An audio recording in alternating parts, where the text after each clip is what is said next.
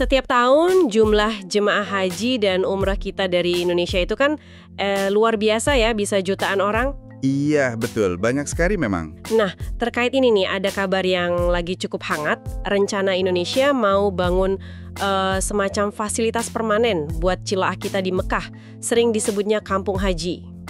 Iya, saya dengar soal itu.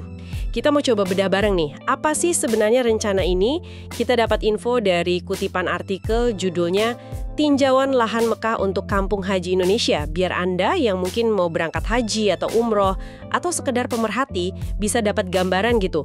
Kenapa kok sekarang, terus signifikansinya apa? Oke, menarik topiknya. Nah, topik kunci di balik langkah awal ini namanya Rosan Ruslani. Beliau kan CEO Danantara Indonesia ya, itu lembaga pemerintah buat urusan investasi strategis gitu.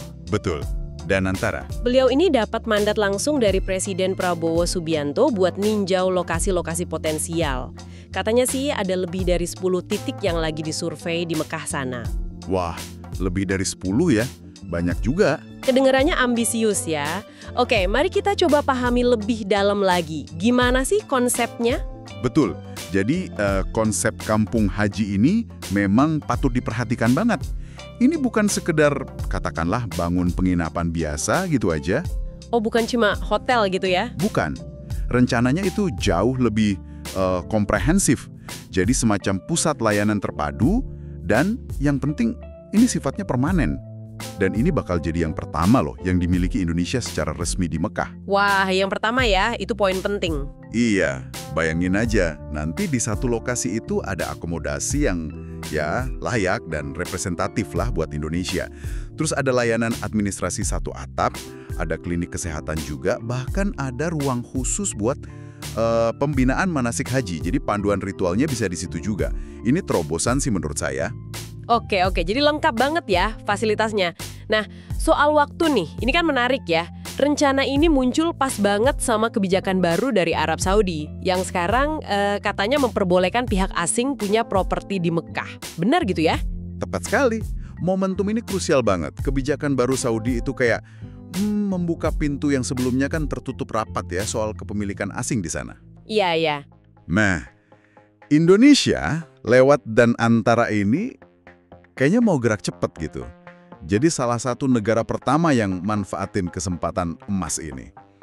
Jadi ini bukan cuma soal fisik bangunan aja, tapi juga soal kehadiran strategis dan ya pelayanan jangka panjang lah buat jemaah kita yang jumlahnya masif itu. Tentu nyari lokasi di Mekah nggak gampang ya. Pasti banyak banget pertimbangannya.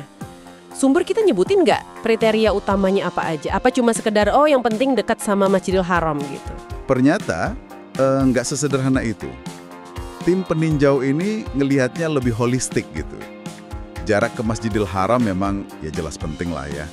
Tapi itu bukan satu-satunya faktor penentu. Oh, oke. Terus apa lagi? Mereka juga sangat mempertimbangkan aspek misalnya kenyamanan jemaah selama tinggal di situ. Terus faktor keamanan, itu udah harga mati ya, nggak bisa ditawar. Kelayakan fasilitas pendukung di sekitar lokasinya gimana? Dan yang nggak kalah penting nih, aspek legalitasnya. Legalitas kepemilikan ya? Iya, legalitas kepemilikan properti menurut hukum Arab Saudi gimana? Kan ini krusial banget. Selain itu, mereka juga harus mikirin model pengelolaan jangka panjangnya. Biar fasilitas ini bisa sustain gitu, berkelanjutan. Wah, jadi kompleks banget ya pertimbangannya. Nggak cuma soal beli tanah terus bangun gedung gitu aja. Ini nyangkut kenyamanan jutaan orang setiap tahun. Benar sekali. Menyeimbangkan semua faktor krusial ini, lokasi strategis, kenyamanan, keamanan, legalitas, keberlanjutan, apalagi untuk melayani skala jamaah Indonesia yang ya kita tahu, masif banget. Itu tantangan utamanya. Gimana caranya nyiptain rumah yang ideal buat begitu banyak orang di Tanah Suci? Dan kayaknya ini juga butuh kerjasama yang erat ya sama pihak Arab Saudinya sendiri. Di sumber kita ada nyinggung soal itu nggak? Ada disinggung. Disebutkan kalau Pak Rosan Ruslani sama tim dari Badan Penyelenggara Haji kita itu udah melakukan pertemuan ya sama sejumlah otoritas kunci di Arab Saudi.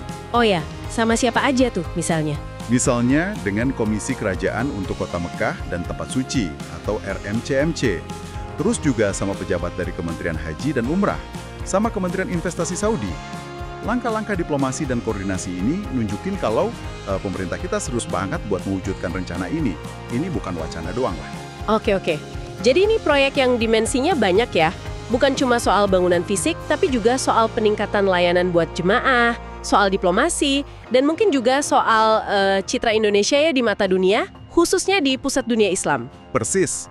Kalau kita lihat gambaran besarnya, ya, proyek Kampung Haji ini dampaknya bisa luas banget.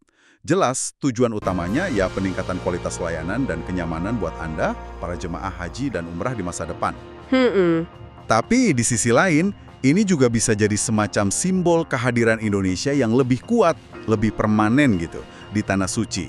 Dan secara nggak langsung, ini juga potensinya bisa mempererat hubungan strategis Indonesia-Arab Saudi di berbagai sektor lain. Jadi, ya buat Anda, ini upaya konkret lah untuk bikin pengalaman ibadah jadi lebih baik nantinya. Baiklah, kalau gitu coba kita rangkum sedikit ya poin-poin penting dari obrolan kita tadi. Pertama, ada mandat resmi dari Presiden buat ninjau lahan untuk bangun kampung haji permanen di Mekah. Betul. Kedua, langkah ini diambil karena memanfaatkan momentum kebijakan baru Arab Saudi soal kepemilikan properti asing. Ya, timingnya pas. Ketiga, fokusnya nggak cuma lokasi dekat Masjidil Haram, tapi fasilitasnya harus komprehensif dan memenuhi banyak kriteria penting lainnya, kayak kenyamanan, keamanan, legalitas. Sangat kompleks. Dan yang terakhir, upaya diplomasi dan koordinasi dengan otoritas Saudi juga sedang berjalan intensif. Ini menunjukkan keseriusan proyek ini. Iya, betul, semua poinnya. Nah, mungkin sebagai penutup ya, ada satu hal yang bisa Anda renungkan lebih jauh nih. Apa? Coba deh, kita kesampingkan dulu sejenak urusan logistiknya, biayanya, atau diplomasinya. Coba bayangkan aja dampak psikologis sama kulturalnya buat jemaah kita. Gimana ya rasanya nanti kalau beneran ada semacam rumah singgah permanen yang representatif, yang terasa Indonesianya banget gitu, di tengah-tengah Mekah pas lagi menjalankan ibadah yang begitu personal, begitu spiritual. Wah, iya juga ya. Mungkin itu bakal ngasih dimensi baru ya buat pengalaman haji dan umrah kita kelak. Ya, itu sekadar pemikiran aja sih untuk Anda bawa pulang dan renungkan.